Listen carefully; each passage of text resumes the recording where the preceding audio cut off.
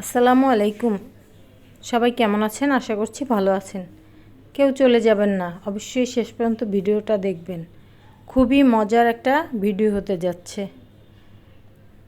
এখানে দেখতে পাচ্ছেন আমি পেঁয়াজ, কিছু কাঁচা রসুন কুচি, কাঁচা মরিচ, একটু আদা রসুন বাটা, হলুদ, মরিচের গুঁড়া খুবই সামান্য, হলুদের পরিমাণটা একটু বেশি দিয়েছি। সব কিছু দিয়ে লবণ তেল দিয়ে হাতে মেখে নিচ্ছি। তারপর এখানে ধুয়ে রাখা মসুর ডাল দিয়ে দিলাম।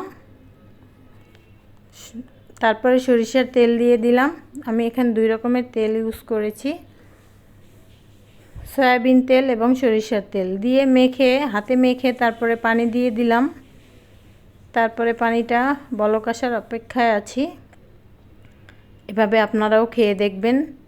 নতুন নতুন চালতা উঠেছে, চালতা দিয়ে ডাল খেতে কিন্তু অসম্ভব মজার। কার কার পছন্দ অবশ্যই জানিয়ে যাবেন।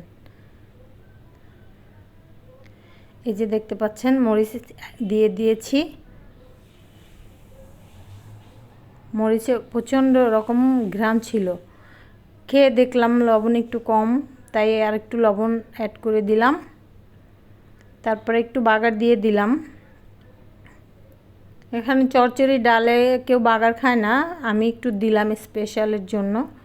চালতাটা আগেই দিয়ে দিয়েছি, সেটা আমি ভিডিও করতে ভুলে গেছি। তো ধনেপাতা দিয়ে ডালটাকে নামিয়ে নিলাম। দেখতে পাচ্ছেন কত সুন্দর কালার এসেছে, দেখতে অসম্ভব সুন্দর, খেতেও খুব মজার ছিল। আমার তো খুবই পছন্দের একটা খাবার, আমার পরিবারের সবাই পছন্দ করে। খেতে অসম্ভব মজার ছিল। এই চালতার সিজন আসলে আমি বন্ধুরা দেখবেন কত চালতা দিয়ে রেসিপি তৈরি করি। চালতা আমার অনেক পছন্দের একটা খাবার। চালতার রস দিয়ে বোম্বাই মরিচ ডলে ডলে খেতে যা মজার ছিল না। আপনারাও খেয়ে কমেন্টস করে জানাবেন কেমন ছিল। সবাই ভালো থাকবেন। আল্লাহ হাফেজ।